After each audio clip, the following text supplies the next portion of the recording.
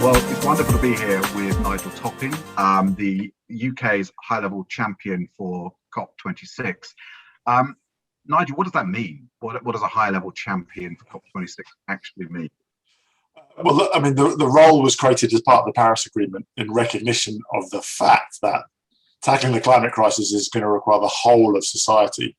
So the high-level champions, there's always two. I work with Gonzalo Munoz from Chile. We work with a massive community called the Marrakesh Partnership of organizations who work with cities, states, and businesses and investors. So the non-state actors who are driving change on the ground. So that's our job, is to drive more ambition and faster action. Well, so as we often say in the Mission Possible Partnership, and my role as co-executive director, this is why I'm here, of the Mission Possible Partnership, is to talk about the work we're doing. You know, we often say that the real economy is not a side event. So to date, over the last few decades, the climate negotiations have been very much about government-to-government conversations and agreements. But as we all know, as you've just described, we have to implement that through the entire economy with all stakeholders. And our work, alongside yourself, is to bring businesses into that conversation, and not just into that conversation, but to actually get them working on the change we need. And I think we've often discussed that we can't think, the time to tinker around the edges is gone. We need real systemic change. How do we make that happen? How do you actually prime the systems that have been done in one way for so long to change systemically? Yeah, I mean, it's true, right? What the school strikers say: we need systems change, not climate change, right? I think there's three things we need to do. One is recognize this is systemic, that it's all about interconnections. It's no one can do it on their own. It's policymakers, it's business, it's finance, it's technology, it's civil society. That's the first thing. I think the second thing, and maybe we can dig into this a bit deeper in terms of Mission Possible, is firstly to recognize that it always happens exponentially, and to agree the exponential moonshot goals or breakthrough goals. And then finally to agree and converge on pathways, so that we're moving in sync, and that which de-risks the transition and allows everyone to go much faster. So I think those are the three things: recognize interconnectivity and feedback, set moonshot breakthrough goals, and then agree adaptive pathways. Well, I like that, because that's the opening to the blog we've been writing together on systems change, as a sort of teaser for the event on the 27th of May. Looking at the sort of climate breakthroughs, and we open in that blog by saying, our parents' generation, put a man on the moon in less than a decade, from JFK's speech in, I think, 1961, to landing a man on the moon in 1969. So how can our generation do any less? So I think, in a sense, what you're describing is systems thinking, not snapshot thinking. We've got to stop thinking about what's possible now. It's actually, what are the sequences of events between now and 2050 that we have to choreograph, if you like. Some technologies, are ready to scale. Others, we have got to make sure they're ready in the 2030s and the 2040s. And I think for many of the so-called harder to abate sectors, if Mission Possible Partnership does its job, we're going to consign that phrase to the dustbin of history. Is to ensure that we're doing the work now in the 2020s, that those technologies are ready to scale and deploy in the 2030s and the 2040s. So what does that, in your mind, what does that sort of process look like, that process of sequencing? Yeah, I mean, obviously, since the original Mission Possible report of the Energy Transitions Commission, when I was sitting on that, and then this great collaboration that you're building with ETC and the World Economic Forum and Women in Business and the Rocky Mountain Institute, and all of the partners. I mean, it's a big ecosystem, right? Yeah. I think it starts with clarity about what needs to be done. So that's the science, right? We need to get to zero, and then I think the thing which the original Mission Possible report did was say, oh, and by the way, we know how to get there. So that in a way removes that hard to abate. Here's the blueprint, label, right? Yeah, we've got a blueprint. But then, as you say, it's got to get into sequencing, and so that's like the more detail. I mean, and you can't sequence the whole 30-year, but you've got to sequence at least, have a rough idea of the sequence, and then be very clear on the first 5-10 years. Hence these sort of interim goals. How many zero carbon ships do we need to have on the water by 2030? What price of per kilo of green hydrogen do we need to get to in the next 5 years? Those kind of things that allow us to start to be very specific about steps. Yeah, absolutely. Yeah. So, and because no CEO, or how many tenures of CEOs or even ministers, prime ministers, presidents between now and 2050, there's got to be relevant, to the delivery of the current CEOs, the current ministers. So those milestones in 2025 and 2030. So, as you say, getting to zero coalition in the shipping sector, getting zero emissions vessels in the water on a commercial, or in the deep sea lanes on a commercial basis by 2030, and not just one, but 5% by clean fuel. And I think, as it's worth dwelling on that, because a lot of people will think, well, 5% doesn't sound like very much, but we're basically at zero now, right? Yeah. So we're talking about going from 0 to 5 in 9 years. And by the way, you've got to design the vessels, you've got to commission them, you've got to build them, you've got to test them. So that's quite a compressed timescale. But I think this is where the key thing about exponential, you get to 5% from 0 in 10 years. Then you can get to like 50, 60, 70% in the next 10 years because you've got the cost down, you've proved the concept. And that's I think, especially for these sectors like many of the ones you're working on, steel, cement, shipping, aviation, hydrogen, which is a key part of that. We've really got to use this decade, as you said, to drive down the costs so that we can be in mass deployment mode in the 2030s. You talk about a blueprint, but the problem with a blueprint is it doesn't really help anyone if it stays on the page. And I think part of this is, how do you get that blueprint off the page and into the real world? How do you make it real?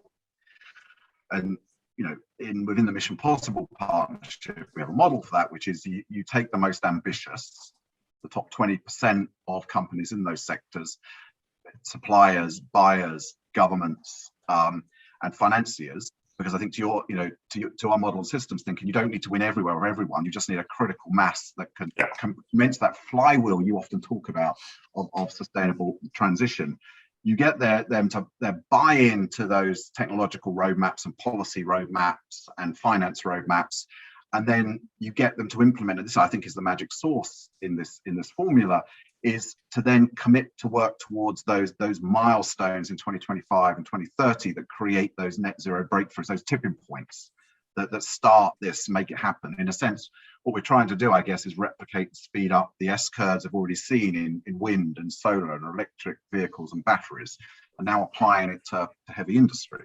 Absolutely. One thing that excites me is I'm hearing more and more policymakers and industrialists and financiers talk about the exponential change. I mean, exponential up in terms of volume deployment and exponential down in terms of costs. And for a lot of people, that's challenging, right? Because we're not hardwired to think exponentially. And most of us don't have experience of going through an exponential change. I mean, most of the sectors we're talking about have been quite conservative for 100 years, right? It's not like technology driven, like the internet or mobile telephony, where they're used to those kind of 18 months to 5 year cycles of technology. Well, I've heard a lot of medical professionals, and others working in the research side around COVID say this. Actually, in a sense, we're living this at the moment, that we're not wired for exponential changes, and so we don't understand, we don't intuitively understand the sort of way that COVID is spreading, can spread actually. Yeah.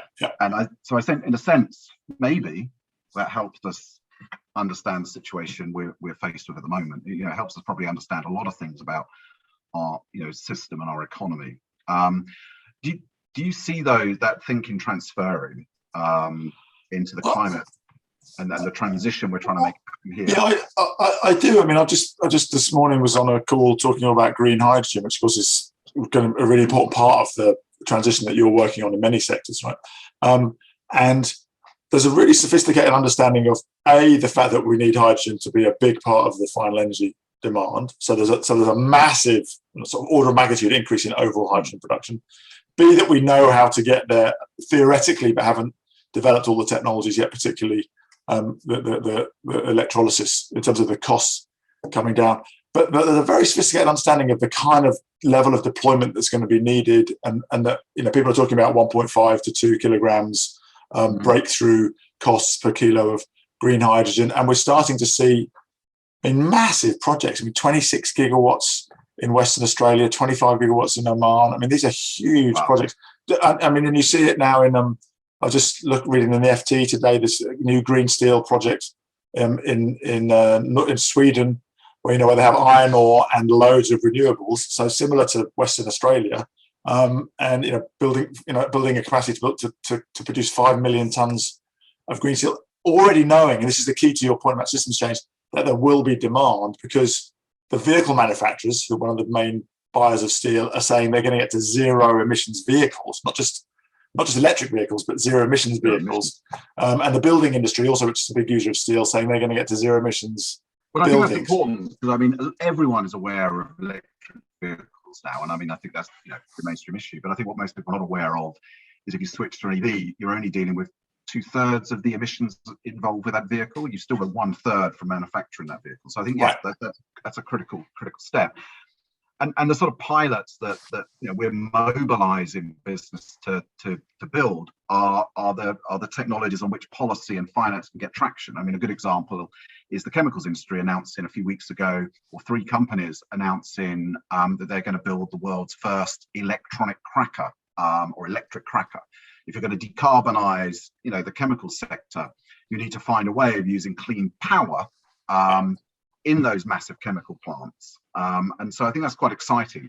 And I think the other thing that a lot of people don't always appreciate, we talk about the huge investment that's going to be needed to deliver a net zero economy, but what that investment results in is technologies ultimately, quite often, that are, one, better and eventually cheaper than the incumbent technologies. We're seeing that with wind and solar.